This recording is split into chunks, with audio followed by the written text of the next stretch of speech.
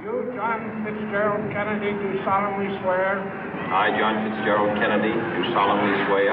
That you will faithfully execute the office of President of the United States. That I will faithfully execute the office of President of the United States.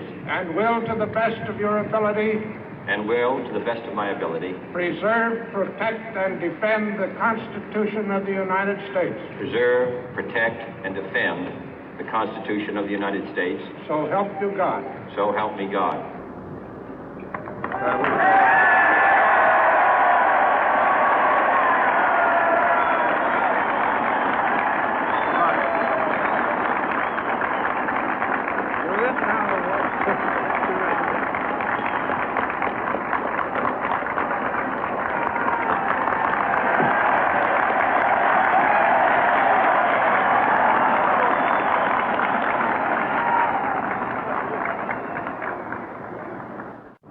Vice President Johnson, Mr. Speaker, Mr. Chief Justice, President Eisenhower, Vice President Nixon, President Truman, Reverend clergy, fellow citizens.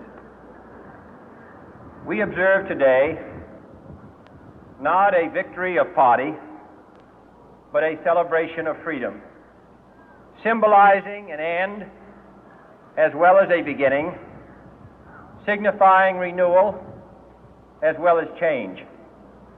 For I have sworn before you and Almighty God the same solemn oath our forebears prescribed nearly a century and 3/4 ago. The world is very different now, for man holds in his mortal hands the power to abolish all forms of human poverty and all forms of human life. And yet the same revolutionary beliefs for which our forebears fought are still at issue around the globe. The belief that the rights of man come not from the generosity of the state, but from the hand of God. We dare not forget today that we are the heirs of that first revolution. Let the word go forth from this time and place to friend and foe alike that the torch has been passed to a new generation of Americans born in this century, tempered by war, disciplined by a hard and bitter peace, proud of our ancient heritage, and unwilling to witness or permit the slow undoing of those human rights to which this nation has always been committed and to which we are committed today at home and around the world.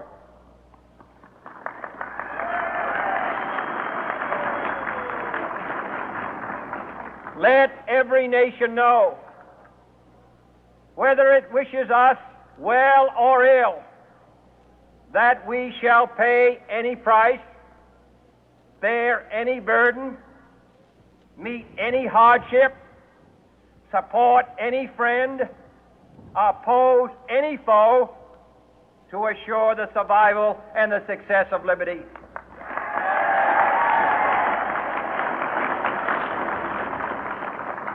This much we pledge and more. To those old allies whose cultural and spiritual origins we share, we pledge the loyalty of faithful friends. United, there is little we cannot do in a host of cooperative ventures.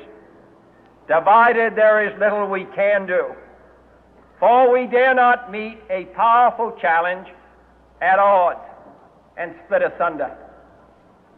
To those new states whom we welcome to the ranks of the free, we pledge our word that one form of colonial control shall not have passed away, merely to be replaced by a far more iron tyranny.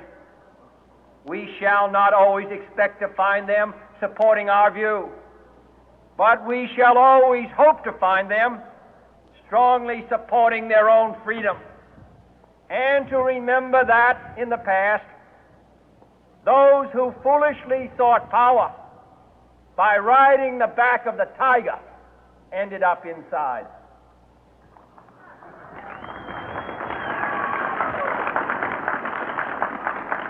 To those people in the huts and villages of half the globe struggling to break the bonds of mass misery, we pledge our best efforts to help them help themselves for whatever period is required, not because the communists may be doing it, not because we seek their votes, but because it is right.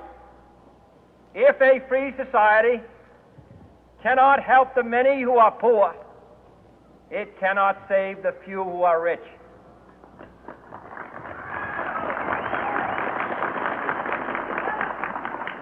To our sister republics south of our border, we offer a special pledge to convert our good words into good deeds, in a new alliance for progress, to assist free men and free governments in casting off the chains of poverty. But this peaceful revolution of hope cannot become the prey of hostile powers.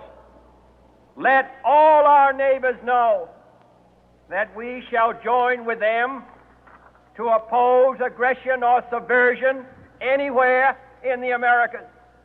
And let every other power know that this hemisphere intends to remain the master of its own house.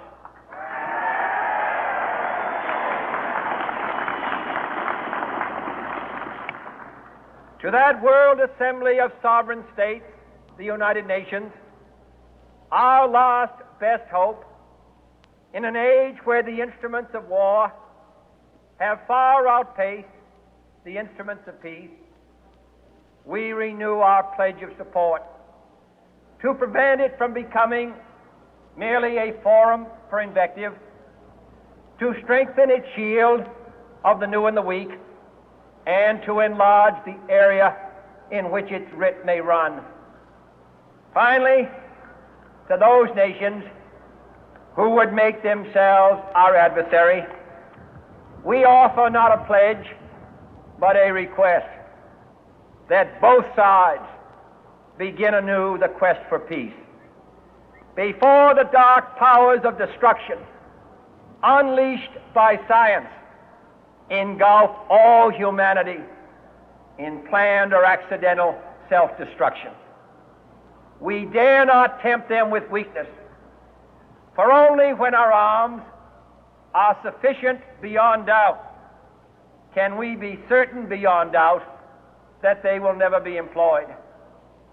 But neither can two great and powerful groups of nations take comfort from our present course, both sides overburdened by the cost of modern weapons, both rightly alarmed by the steady spread of the deadly atom, yet both racing to alter that uncertain balance of terror that stays the hand of mankind's final war. So let us begin anew, remembering on both sides that civility is not a sign of weakness, and sincerity is always subject to proof. Let us never negotiate out of fear, but let us never fear to negotiate.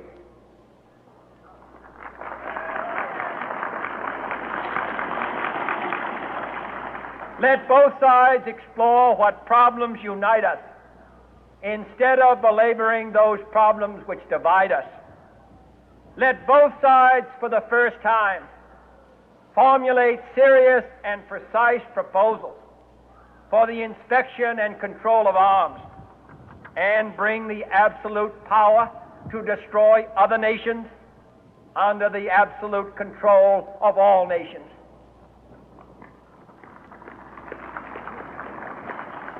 Let both sides seek to invoke the wonders of science instead of its terrors.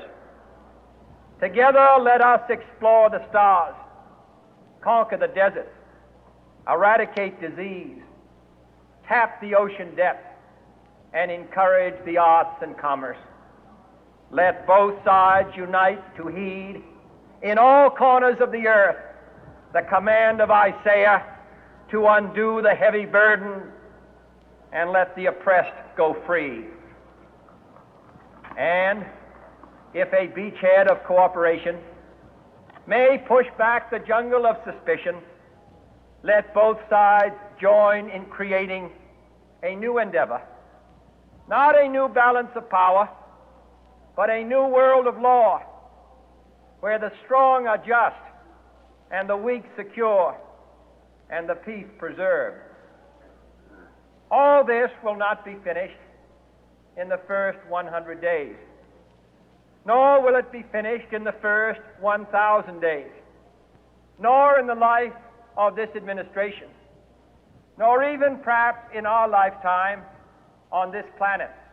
But let us begin.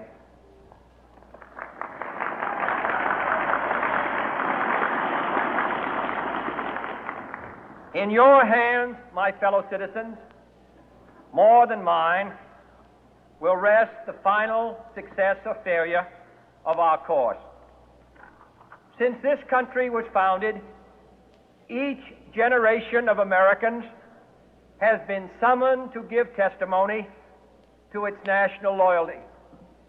The graves of young Americans who answered the call to service surround the globe.